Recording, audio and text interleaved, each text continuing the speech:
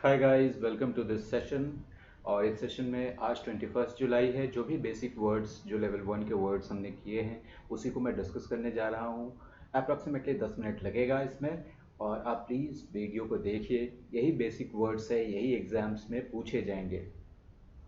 आप ये पे देखो, आप यहाँ पे पहले मैं थोड़ा कलर चेंज कर लूँ अपने पेन का। जो सबसे पहला वर्ड है वो क्या है? थ्रिल। ओके। और थ्रिल का मतलब मैंने आपको क्या बताया था? रोमांच। ठीक है ना? मुझे उम्मीद है कि आपको इसका मतलब याद होगा। अब देखो, थ्रिल का मतलब क्या हो गया? रोमांच। और यहाँ पे मैं एक और वर्ड लिखता हूँ, THRILLING।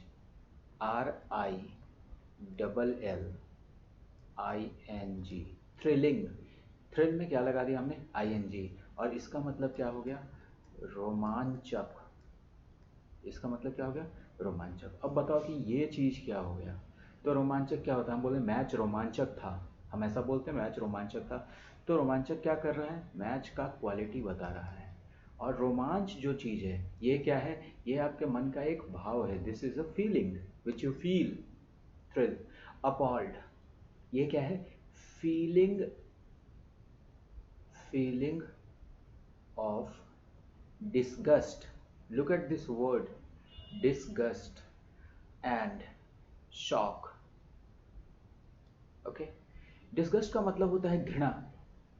ठीक है ना? अगर आप चाहते हैं तो इस वर्ड को याद कर लीजिए। डिस्गस्ट का मतलब घृणा। किसी चीज़ से कैसी घृणा? जब आप एकदम बुरी चीज़ देखते हैं जिससे आपका मन स्तब्ध भी रह जाता है और डिस्गस्ट भी रहता है। समाज में कोई बुरी चीज़ होते हुए देखते हैं आप, मन कैसे घृणा से भर जाता है। तो आप कैसे हो जाते हैं? आप अपॉल्ड हो जाते हैं।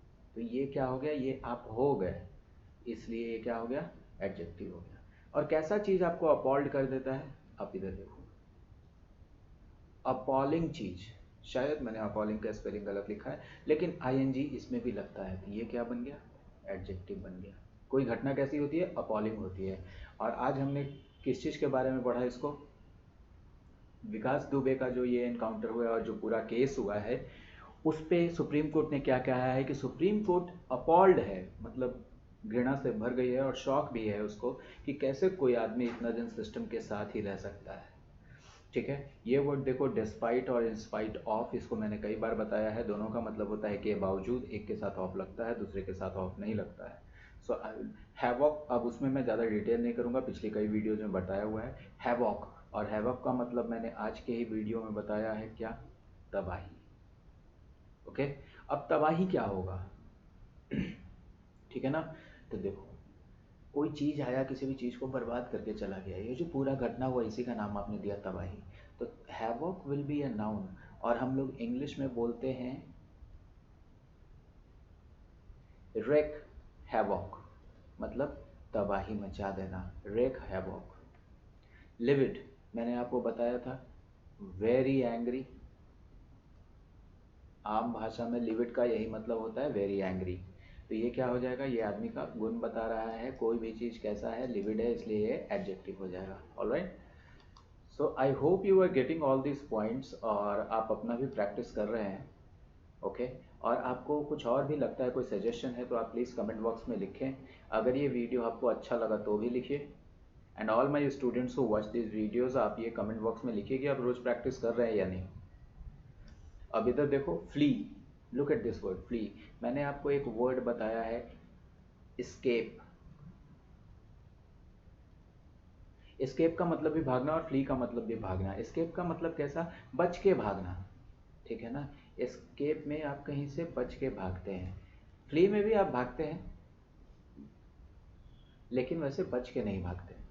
ठीक है ना? तो दोनों ही का मतलब, दोनों को इंटरचेंज करके भी लिखा जाता है। इसके जगह पे इसको लिखा जा सकता है, इसके जगह पे इसको लिखा जा सकता है। और ये क्या है? भागने की क्रिया को नाम दिया गया। ठीक है ना? कोई भाग रहा है, उसको क्या नाम दिया गया? एस्केप और फ्ली। तो ये हो गया नाउन।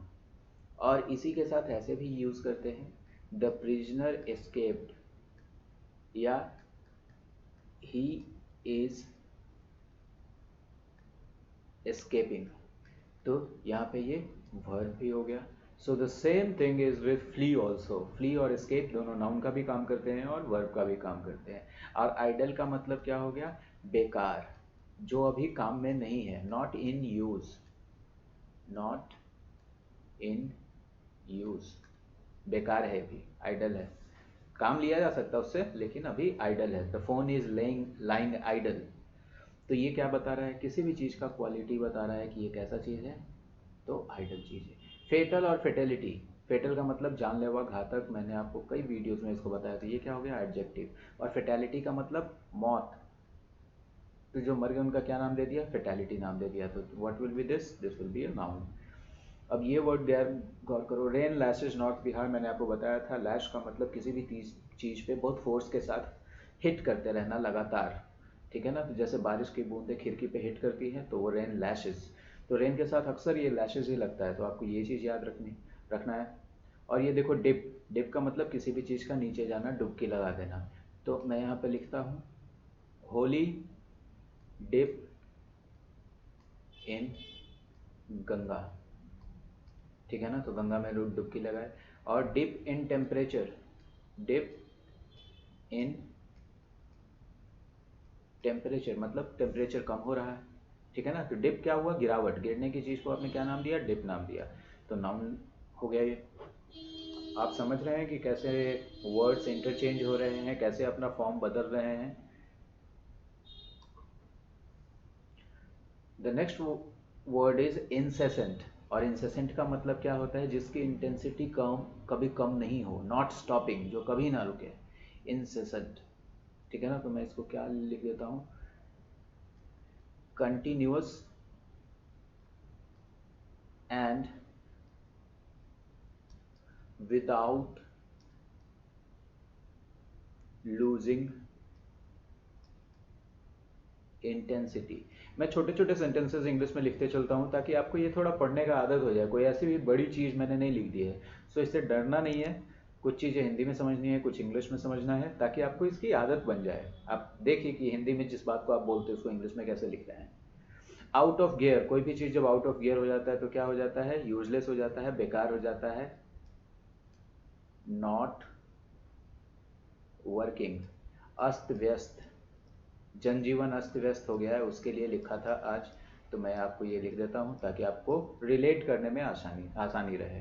तो आउट ऑफ गियर क्या हो गया, ये आपका एक फ्रेज हो गया। और incessant, continuous and without losing intensity, ये क्या चीज़ होगा, नाउन होगा, एडजेक्टिव होगा। तो आप देखो किसी भी चीज़ का गुण बता रहा है, कैसा है वो, कंटिन्यूअस है और इंटेंसिटी नहीं लूज कर रहा है, तो what will be this, this will be an adjective. Affect और इफेक्ट मैंने बताया था, अफेक्ट यहाँ पे मैंने स्पेलिंग गलत लिख दिया है, यहाँ पे एक और होगा। और अफेक्ट का मतलब किसी भी चीज़ को प्रभावित करना, ये क्या हो गया, वर्ब हो गया। और इफेक्ट का मतलब प्रभाव, तो ये नाउन हो गया। इसको पिछली वीडियो में भी मैंने बताया है। Bike bond, look at this word, सवार, तो आप क्या लिखते हैं, बाइक बॉन्ड, और क्या लिखते हैं, वाटर बॉन्ड डिजीजेस। पिछली वीडियो में मैं बताया हूँ लेकिन फिर से रिवाइज करा दे रहा हूँ। Water bond diseases, bike bond असेलेंट्स। Extortion, extortion का मतलब फिरौती मांगना, मैं क्लास में बता चुका हूँ। एक्सटॉर्शन का मतलब सिर्फ फिरौती, और देखो वर्ब क्या है, जो वर्ड है वो ये है, वर्ब, फिरौती। फिरौती का स्पेलिंग शायद मैं गलत भी लिख सकता हूँ, फिरौती मांगना, ओके। तो एक्सटॉर्ट ये वर्ब हो गया, और ये जो आपने मांगा, क्या मांगा, फिरौती, तो ये क्या हो गया, नाउन हो गया। बिड, बिड का मतलब to try, to give it a try, try करना, ठीक है ना, तो ये वर्ब हो जाएगा। और आपने जो ट्राई किया, जो प्रयास किया, उसका भी नाम हम बिड देते हैं, तो ये क्या हो जाएगा, नाउन हो जाएगा। ऑलराइट। और टैकल, टैकल का मतलब क्या होता है, किसी भी समस्या से निपटना, to deal with a problem. किसी भी समस्या से निपटने को इंग्लिश में क्या लिखते हैं, to deal with the problem, problem से आप डील करते हैं। तो आप फुटबॉल में देखते होंगे जो स्ट्राइकर्स होते हैं वो टैकल करते हैं, तो दिस इज अ वर्ड। सो इस तरीके से वर्ड्स को रिवाइज करना है, और इस तरीके से वर्ड्स को रोज रिवाइज करना है। और आप क्या कर सकते हैं, ये जो मैं वर्ड्स की वीडियो देता हूँ तो आप इसका स्क्रीनशॉट लेके एक एल्बम बना सकते हैं, ठीक है ना। आप चाहे तो अपने कॉपी में भी मेंटेन कर सकते हैं। तो अगर आप इतने का स्क्रीनशॉट ले लेंगे तो फर्स्ट 7 वर्ड्स का स्क्रीनशॉट हो जाएगा आपके पास, ओके। अब उसके बाद में द नेक्स्ट 7 वर्ड्स, फेटल और फेटेलिटी से लेकर एक्सटॉर्शन तक, okay, and after that there are two words, bid and tackle. तो इस तरीके से स्क्रीनशॉट ले लेना है, इसको रोज रिवाइज करना है, और आपको ये वीडियो कैसा लगा अपने कमेंट बॉक्स में ज़रूर बताइए। And thank you very much for watching the video.